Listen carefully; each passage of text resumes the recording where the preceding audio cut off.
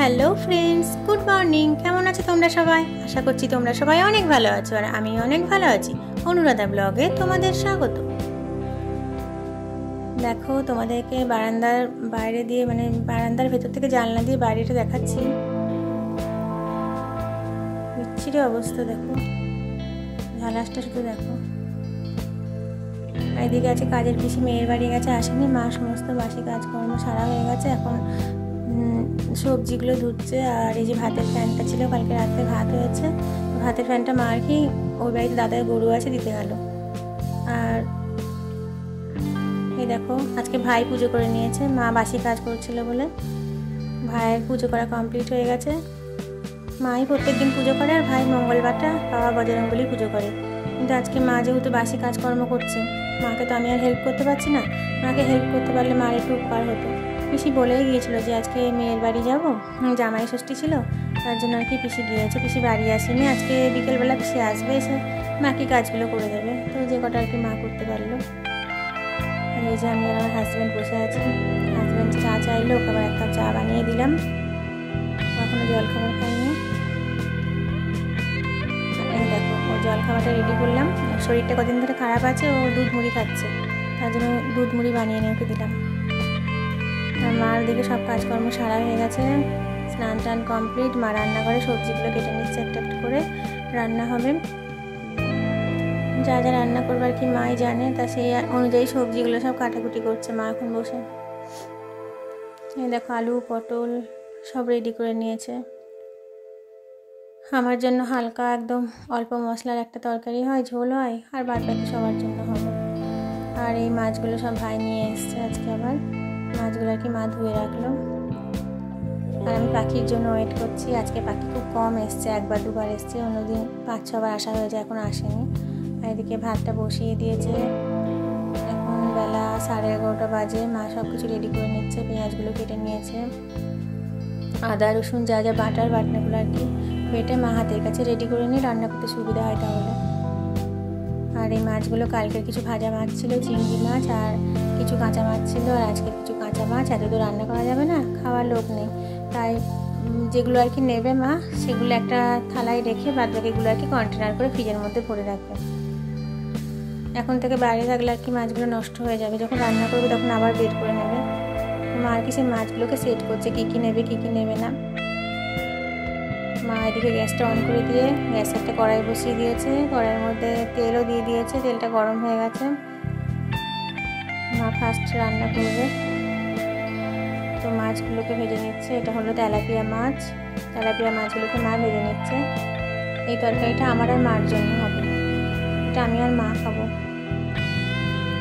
আমার জন্য একটা করে হালকা পাতলা রান্না মা রোজই করে দেয়, যেহেতু আমাকে ডাক্তারের রিচ খেতে বারণ করে দিয়েছে। আর তোমরা তো জানো যে গল ব্লাডার স্টোন অপারেশান হয়ে গেলে আর কি রিচ খাওয়া হয়েই গেল সারা জীবনের মতো।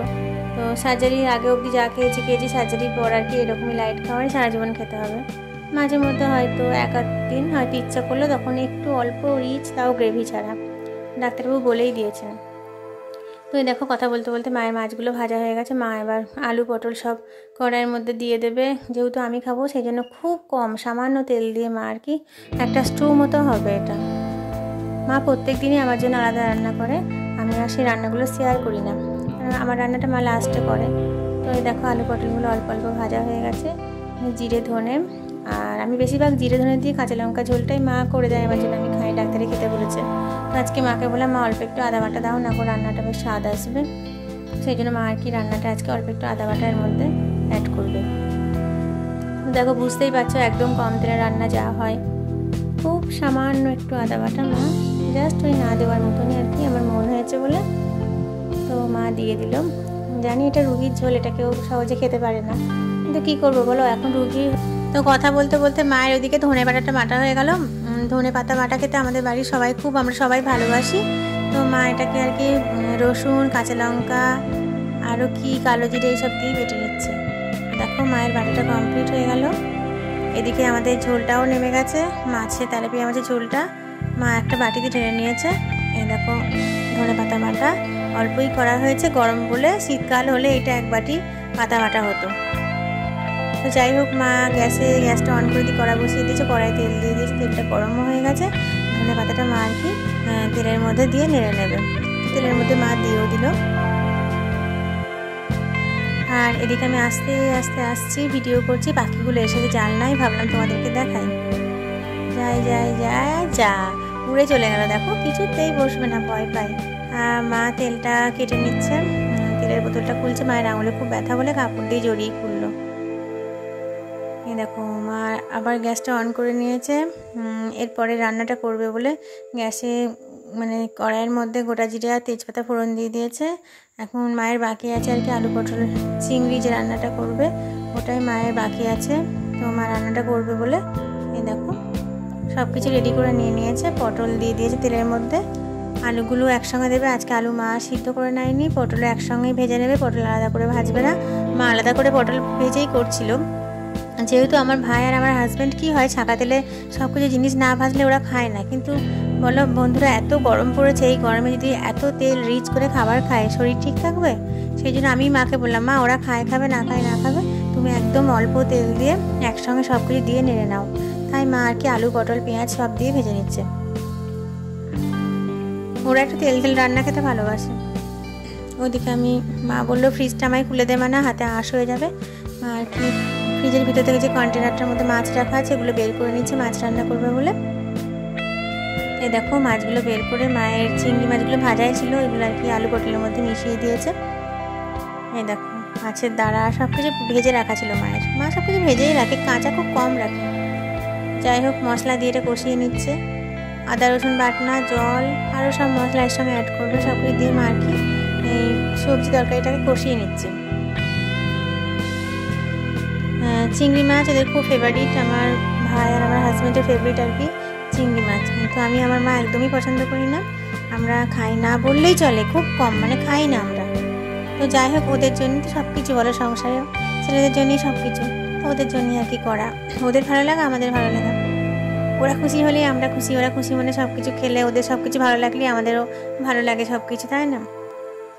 তো যাই হোক মা আর কি মশলাগুলো এর সঙ্গে অ্যাড করে নিচ্ছে, ধনে গুঁড়ো, জিরে গুঁড়ো, লঙ্কা গুঁড়ো সব কিছু মা এর মধ্যে দিয়ে মশলাটাকে ভালো করে ভাজা ভাজা করে কষিয়ে নেবে। আর প্রচণ্ড গরম, এত গরমে মানে রান্না যে করে তার তো খুবই কষ্ট। আর আমি সামান্য মার কাছে এসেছি যে তোমাদেরকে রান্নাটা শেয়ার করবো দেখাবো বলে, আমি দাঁড়াতেই পারছি না এখানে। দেখো রান্নাটা মায়ের কমপ্লিট হয়ে গেছে, একটা পাত্রে ঢেলেও নিয়েছে। দেখো আলু পটল চিংড়ি, আর এই চিংড়িগুলো এখানে তুলে রেখেছে, বেশি ভিজে গেলে ওরা মাছ খেতে পছন্দ করে না। দেখো বসার ঘরের জানলা দিয়ে দেখাচ্ছি বাইরেটা, এই দেখো এখন দুপুর 1টা বাজে, কিরকম রোদের তাপটা দেখো শুধু, দেখো প্রচণ্ড তাপ। তো আমি রান্নাঘরে এসে গেলাম, ঘরে একটু শুয়েছিলাম ফ্যানের তলায়, মাথাটা প্রচণ্ড ব্যথা করছে, গরমকালে আমার খুব মাথার ব্যথা করে। এসে ভাবছি দেখি মা রান্নাগুলো কী হলো। তো এই তো দেখিয়েছিলাম তখন, এটা সে আলু পটল দিয়ে তেলাপিয়া মাছের ঝোল, আর এখানে ধনে পাতা বাটা, আমারও ভীষণ প্রিয় কিন্তু আমি আর খাবো না। আর এই সে আলু পটল চিংড়ি, আর এই দেখো এখানে মা রুই মাছের ঝাল করেছে পরে আবার। আজকে সব কিছু মাছের আইটেম, আজকে অন্য কোনো শাকসবজি করা হয়নি, পুরোটা মাছ দিয়েই রান্না করা হয়েছে, সব কিছুই মাছ। দেখো মাছ আর মাছ, আমার তো ভীষণ প্রিয় ধনে পাতা বাটা, কিন্তু খাবো না, খাওয়া বারণ আছে, মানে অ্যাসিড হয়ে যাবে, তাহলে আরও মানে খুবই খারাপ অবস্থায় চলে আসবো, পেটে যন্ত্রণা শেষ থাকবে না। আর এই দেখো এদিকে আছে ভাতটা দেখাই, দেখো হাঁড়ির মধ্যে ভাতটা রাখা আছে। তো আজকে এগুলোই আর কি রান্না হয়েছে। দেখো চলো আমরা লাঞ্চ করে আসি। আর এখন বাজে বিকেল 5টা। দুপুরে লাঞ্চ করার পর আমি একটু ঘুমিয়ে পড়েছিলাম, তো ঘুম থেকে উঠে দেখছি বিকেল 5টা বাজে। তো ভাবছি আমি আমার ভিডিওটা আজকে এখানেই শেষ করব। আর যাওয়ার আগে একটা কথাই বলবো, যদি আমার আজকের ভিডিওটা তোমাদের ভালো লেগে থাকে তো ভিডিওটা একটা লাইক করো, কিছু বলতে আমাকে কমেন্ট করো, আর 5জন বন্ধুর সাথে আমার ভিডিওটাকে শেয়ার করো। আর যারা আমার চ্যানেলে নতুন আছো তারা আমার চ্যানেলটাকে সাবস্ক্রাইব করো। বাই।